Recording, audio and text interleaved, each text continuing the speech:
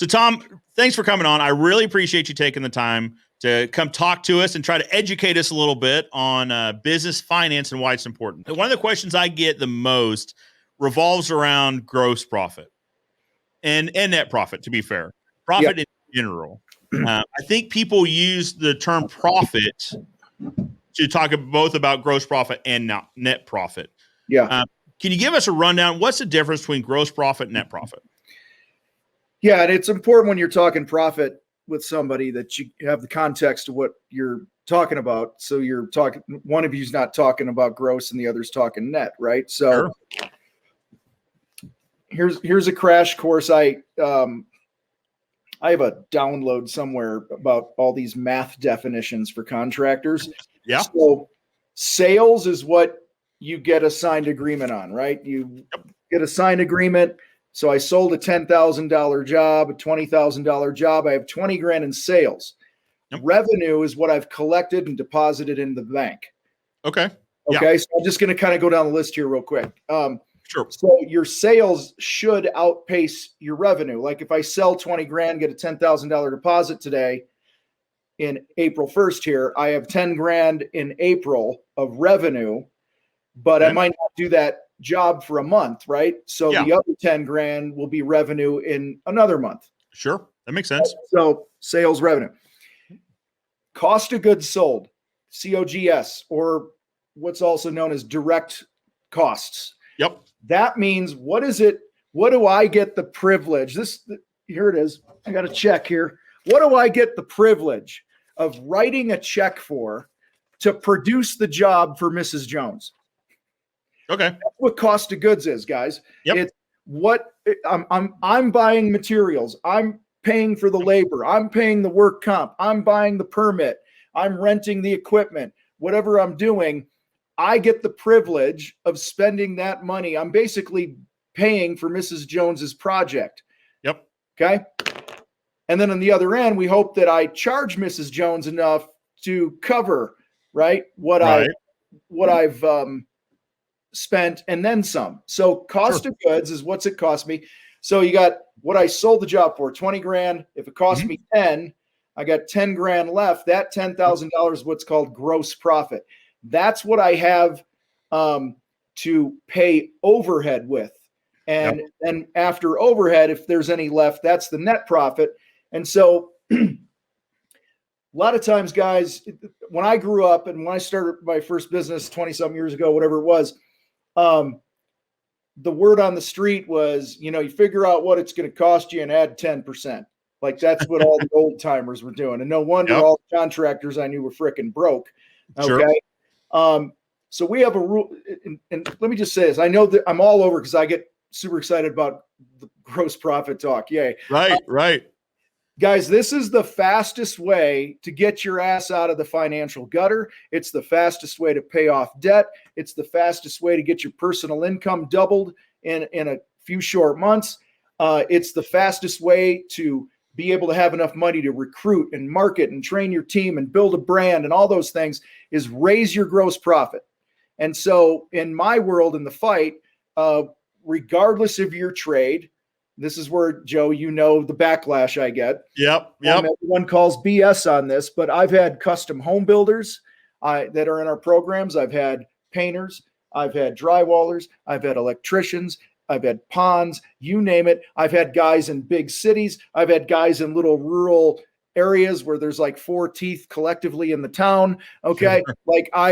We've had every different contractor. I'm telling you, 50% gross profit will change your life. So you get there by basically going, all right, I'm going to spend $1,000 on material. I'm going to spend $2,000 on labor. Okay. What am I at? $3,000 now? Yep. And another $1,000 on renting something to do the job, right? Sure. Whatever. So I'm at $4,000. That's what it's going to cost me if I finish on time and don't go over the man hours. If I don't spend more on material.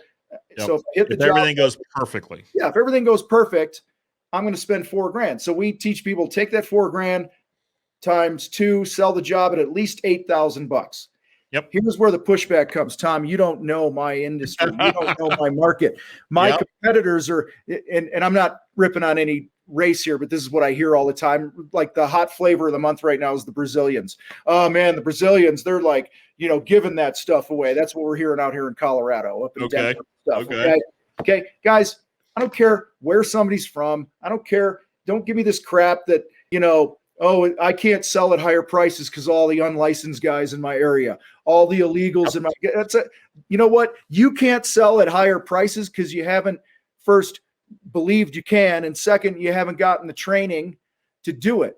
There's a way to do it in a way where people will actually be happy to pay whatever price you put out there if you truly learn to connect with them in your sales process, in your marketing, because everything's connected. And the experience that we were talking about earlier in this thing all supports that. So here's the other thing, Joe, I just want to be fair to my customers. Right.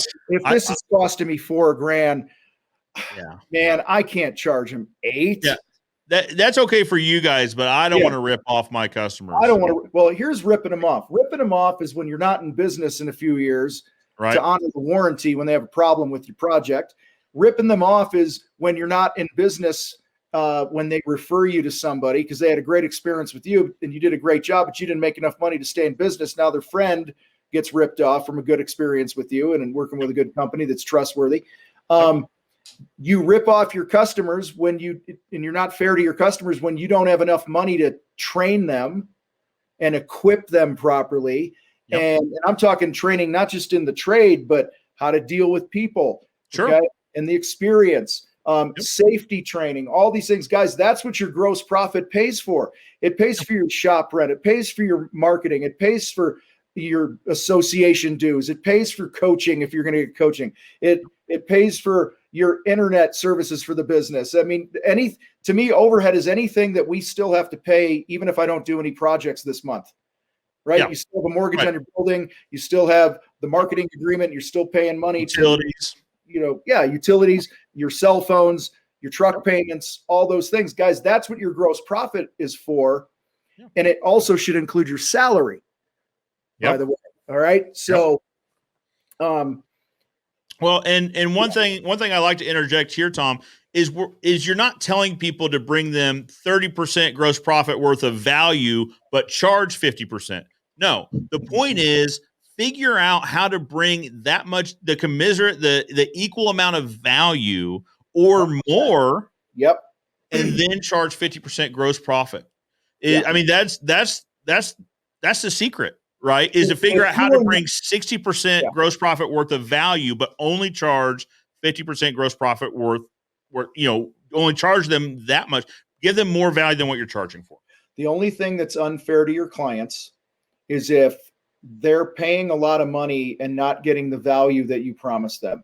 If they're not getting the experience that they want, if you're not doing the project and delivering it in a way that is going to fulfill their ultimate motives for doing the job. Like we talk about in our sales process, that's when you're not doing your job and you're ripping them off. Here's the other thing. A lot of pushback is I can't raise my prices to that because, that'll just price me out of the market. It's not your job to find their money. Okay. Matt Heiner, who I talked about, is charging me a lot.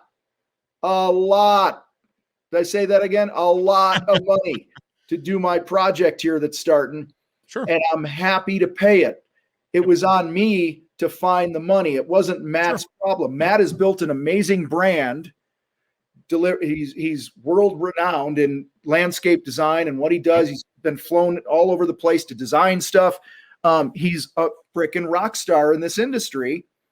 And I was happy to figure out, okay, where am I going to pull the money from for this? Where am I, are we really going to go all in?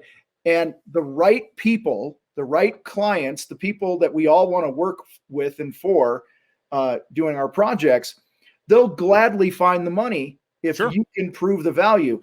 And you prove the value before you get to the job site like Joe, you got your orange thing going, man. Your brand is always solid.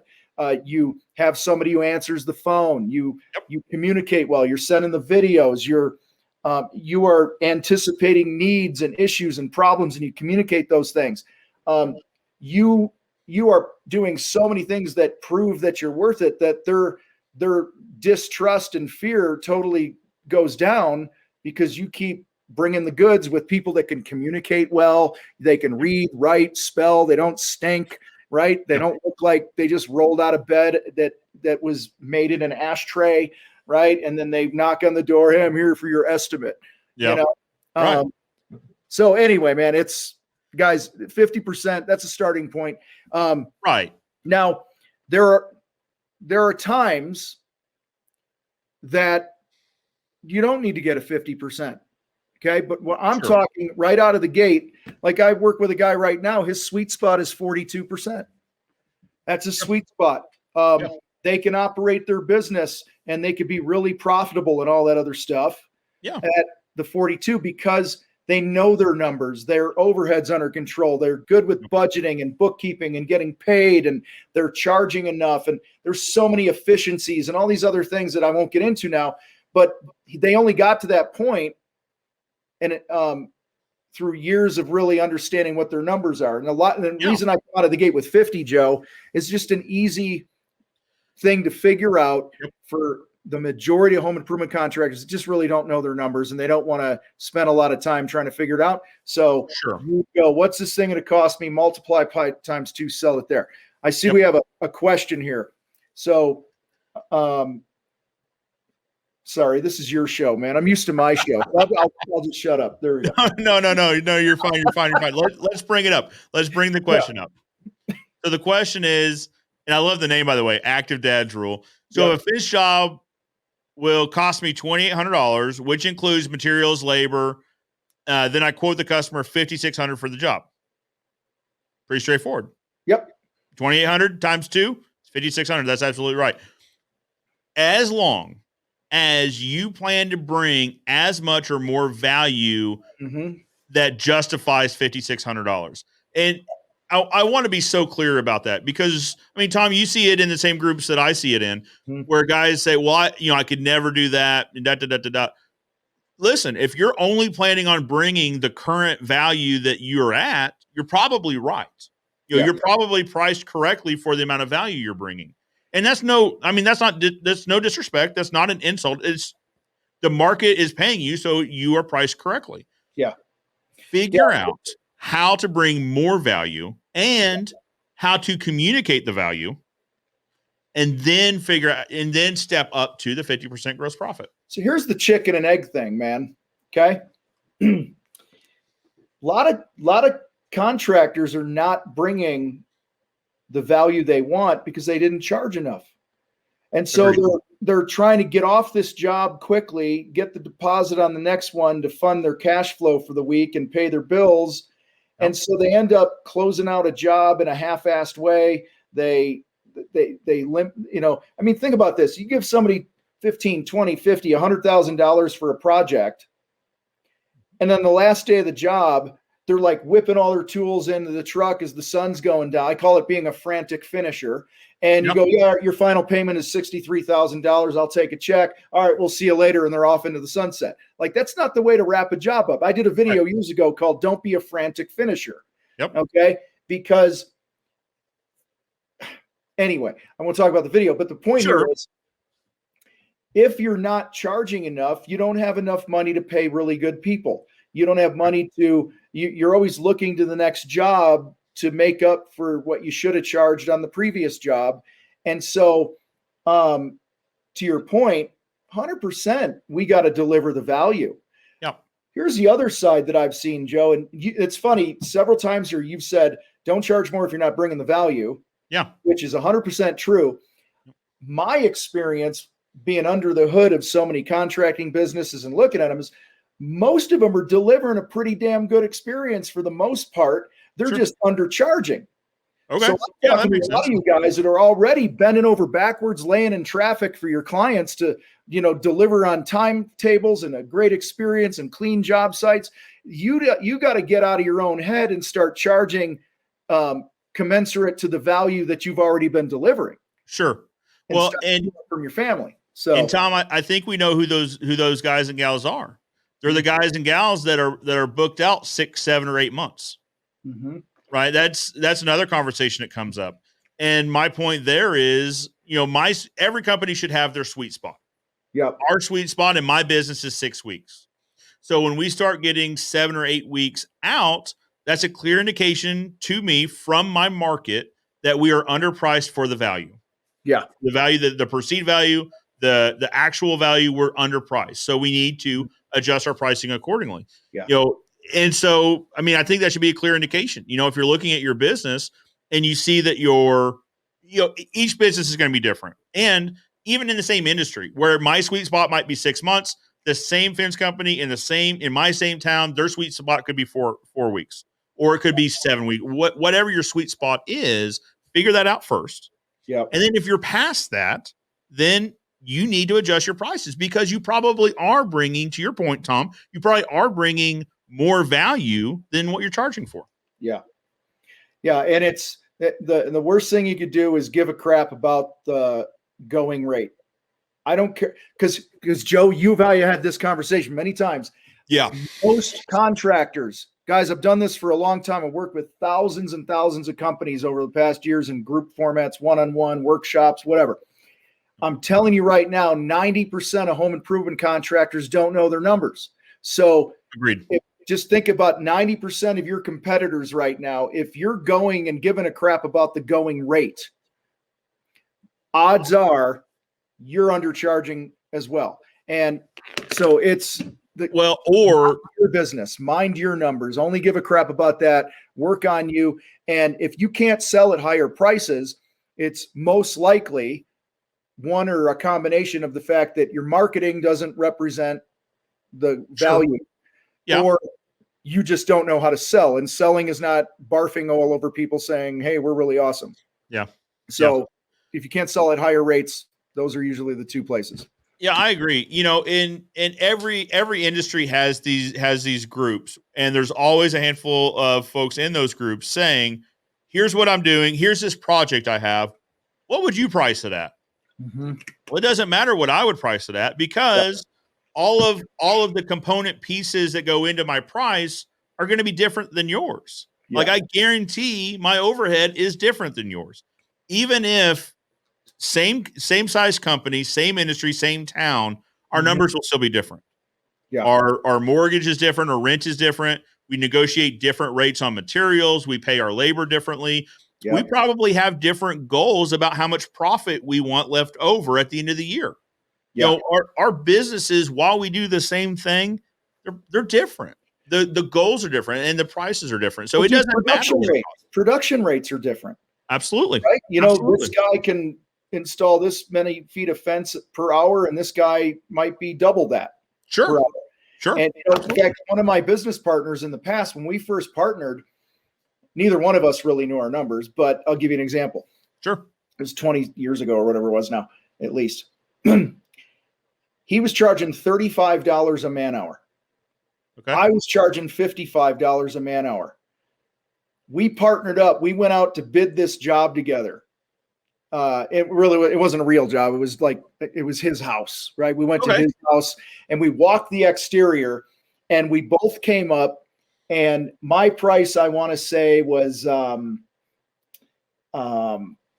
it $8,000. Sure. His price was within 5 or 10%, one way or the other. Like, we were both really close. Yeah. He had almost twice the man hours that I had, because I had planned on spraying the thing. He planned on doing it by hand. He worked I don't mean this in a bad way, but he worked at a much slower pace, more meticulous. I came from more of a production background and, using the technology and the tools. So you don't know how somebody's bidding their job. You don't know, like you said, their overhead. I mean, Joe, here, let me do this exercise with everybody real quick. You bet. Do you know what it costs you? Not you, Joe, but do you know what it costs you if you have employees just simply to send a guy to somebody's house for 1 hour? And I'm not even talking what you pay the guy. Okay. No, the cost to the company. Yeah. And so, like, let's just say I have overhead of $200,000 a year. Yep. Okay. Super low overhead. That includes my owner's salary, maybe somebody in the office, some marketing, our mortgage, all this. Not a lot of money. Okay. Sure. 16,000 something a month or whatever, 16,666 or whatever that is. Yep. So you got $200,000 divided by 12 months. There it is, 16,666. I proved it. Okay. Say I got 3 field employees that just work in the field. So what's 3, 1, 2, 3, what's that? 480 man hours a month? Yep. Okay. So I'm just going to round this to 16,700 for the math. Sure. I got 480 man hours a month that I'm paying my guys. That's 40 hours a week, roughly. But remember, that might not all be production hours. So when we would do our budgeting, I would take that 480 and I'd go times 0.9. Yep. It's really 432 production hours. Yep. Okay. Because there's drive time that there's company meetings, right? Staff meetings. Yep. Meeting we pay for, but we're not producing. Absolutely. So 432. So I go 16,700 divided by 432 man hours. It costs $38, $39 times an 8-hour day for one guy, 309 hours before I even pay my guy what he makes. Sure. Yeah. It's costing me to send him to the house because we're recouping our overhead across the board with all our field employees. And so you go, what did I say? 38, call it $40, round up for the easy math.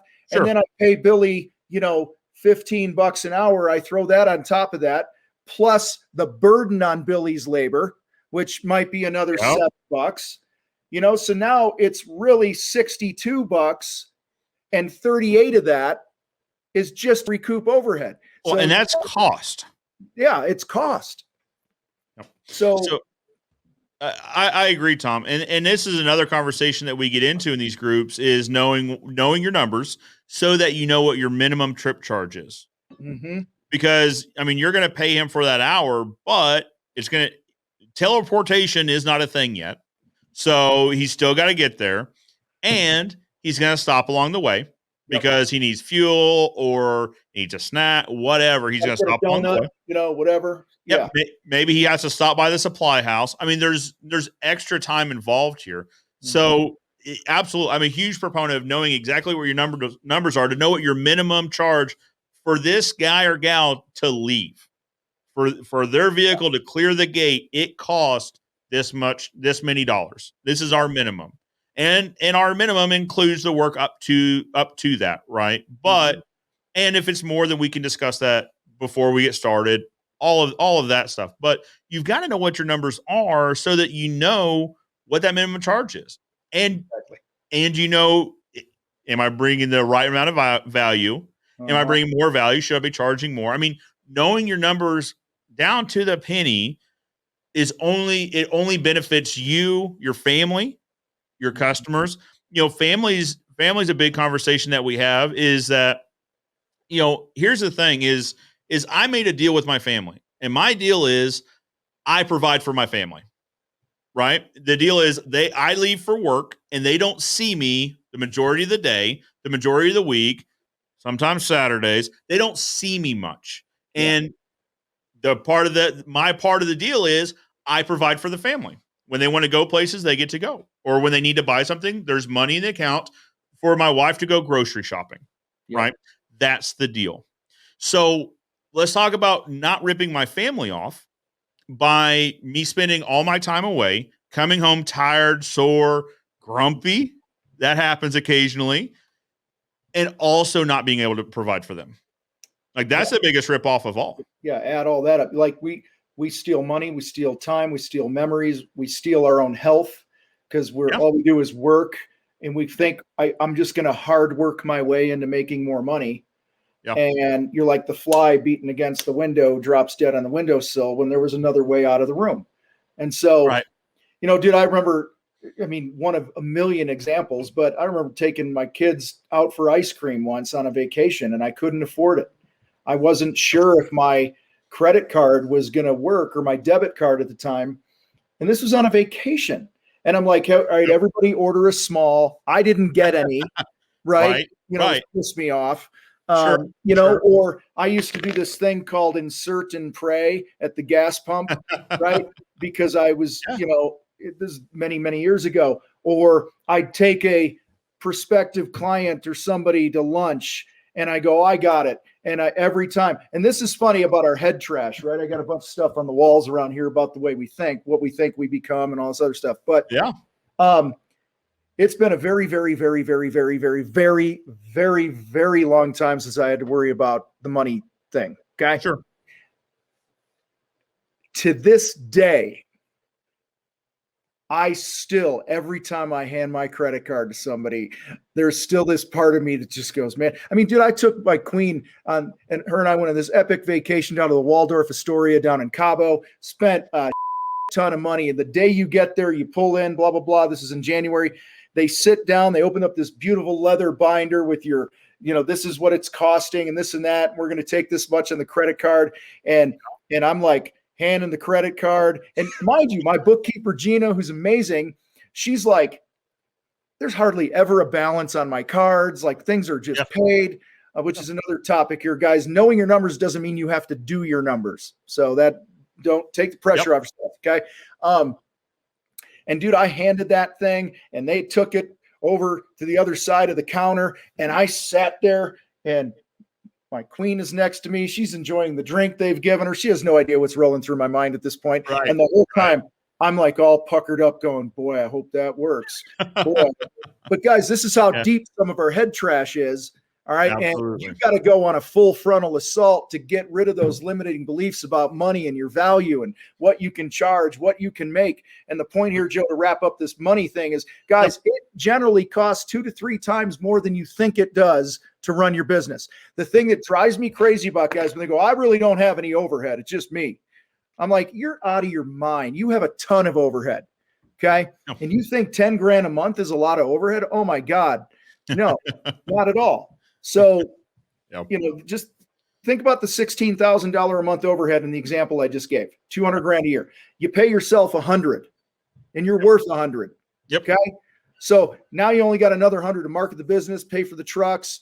Okay. Have a net profit after all this other crap. So you can pay taxes. Right. Yep. So whatever, man, it's like charge more. That's my point. That's right. That's right. And, charge more. And to reiterate, 50% is not set in stone, right? It's a goal. And we use that goal here. Most of the time we land about 46 or 47%. Right. It's not 50, but it's also not 30, which is where we used to be. If you rewind the clock before I met you, before I got plugged in with like-minded individuals, 30% was kind of our normal, 33%. Because if for whatever reason in fencing, the normal was you multiply it by 1.5. Yeah. That's you at about 33%. That's a 30%, 33% gross profit, 1.5 multiplier. That's right. Yep. And that worked for us, Now, we had vehicles that would break down, right? So that led to delays in production. We couldn't afford a lot of equipment, so it was a lot of manpower and less efficiencies. So I got plugged in with you, and I will be the first one to say this, Tom, and I've told you, I was that guy. It's like, well, Tom, I mean, it works for a lot of guys. I get it. But I'm a fence guy and I'm in Springfield, Missouri. So like, while that does work for other people, and you say what you always say, like, I don't care who you are and where you are and what you do, this is possible as long as you figure out how to bring the correct amount of value. Yeah. There's always a buyer that will resonate with you and will pay your prices. I don't care what you're selling. Sure. Right. If the going rate for a website is $5,000, there's somebody that will pay $100 grand for the same damn website, and they want that red carpet experience with you. Yeah. Like, it doesn't matter. Well, and the example that gets used a lot is steaks, right? I can go buy a steak at, my local butcher. Yep. Or I can go to Applebee's and have a steak, or I can go to Texas Roadhouse and get a steak, or I can go to the place. Everyone has the place, right? The steak place. I can go there. Now, those are 4 different levels of steak. Now, the steak roughly going to be the same. And I understand aged and cuts, and okay, they're going to be close. But you get more expensive the more the experience and the value increases. Yep. And hey, listen, I eat steak at Applebee's. You know Yep. what I mean? But also on Valentine's Day, I didn't take my wife to Applebee's because I knew that was not the experience that we were looking for. Good job, Joe. Right? I mean, I've learned a thing or two every now and then. Yep. My point being, yeah, your clients know what they expect and what experience that they're looking for. And you need to figure out where your value is, and you need to figure out how to communicate to your clients about the value that you're bringing. Yep. Real quick on this 50% thing. Yep. Just because you sell your job at 50% doesn't mean you're going to produce it at 50. Okay. Yep. So if you're out there bidding your work with the going rate, 30%, 40%, and something goes wrong, and I don't even mean it's anyone's fault. Like Mother Nature says, screw you, right? I'm going to make it muddy this week on you. And now your production is slower and it took 7 more man hours than you thought. Now, instead of the 50% or whatever, now it's down to a 47%. When you sell it at a high enough rate and things are going well, you could give a little attaboy to the customer. Like, hey, like we used to do this on exterior paint jobs. Like if our crew leaders knew, like, hey, if we're hitting the budget numbers and things are going good, let's pressure wash the kids' swing set out back for them and do a soft wash on the thing or whatever. And just as an added bonus, or let's clean the gutters while we're up there and come down and go, hey, we saved you a couple $100. We cleaned your gutters for you. Great experience. You can't do that when you're cheap. No. Well, and here's a good example too. So we've got a digging machine, a mini excavator that we use, and it went down. It just wouldn't start. So what'd we have to do? We went and had to go rent one. But guess what? Well, we've got plenty of those too. Yeah, I bet. But I wasn't panicking trying to figure out how to come up with the money to pay for this thing because we had it priced correctly. Now, did we make 50% gross on that project? Nope. But there was room so that we didn't just completely go upside down either. Exactly. Listen, there was a guy I talked to, did a $300,000 addition, took him 6 months, 5-6 months, and he didn't charge enough. It should have been 800, a lot more. He ended up losing 40 grand on it. Yeah. Spent 5 months of his life, all the stress, all this. And listen, man, I not that much, but my first big job to me when I was a brand new painting contractor, I sold it for 28 grand. I thought I was going to be rich. And I'm like, man, this is amazing. I just brought in $28,000. It was a nightmare client. He was an attorney. He nitpicked everything. Oh, he was GC in his own job. So it took a year to get done. Mm-hmm. And the job, when all was said and done, the job cost me $45,000 to do it, which means I should have charged 90 to 100 for the project to begin with. Right. So I was new in business, and that was the biggest education of my life, which kind of fuels everything we have today. So, you got to charge enough, man. The going rate can absolutely burn you. Mm-hmm. Just because that number works for somebody doesn't mean it works for you. And it does not mean that somebody has their numbers figured out. That could just be a number they came up with. Cool. Tom, I know you've got a heart out. I'm trying to get you out of here as quickly as possible, but I want to say this, Tom, I appreciate you. I appreciate your time. Guys, if you know Tom, if you follow Tom at all, you know how special this last couple hours has been. Tom typically charges for his fight nights where it's typically him on similar tangents, right? Mm-hmm. And so Tom agreed to come on and chat with you guys about gross profit, net profit, and all that. Tom, thank you. I really do appreciate your time. Joe, I appreciate you having me, and it's been a joy to watch you, dude, take where you were. You were already successful, man, and you've taken things to a different level, and I can't wait to see where you're at in another year, man. It's been a crazy ride. It really has. Everybody hit the comment right now and give Joe some love. I appreciate that. Right now. Give Joe some love because, dude, you're doing so much, not only in your own business to make the lives of your employees and your customers and vendors better, but like you're giving so much of yourself to help your industry. And so hats off to you, buddy.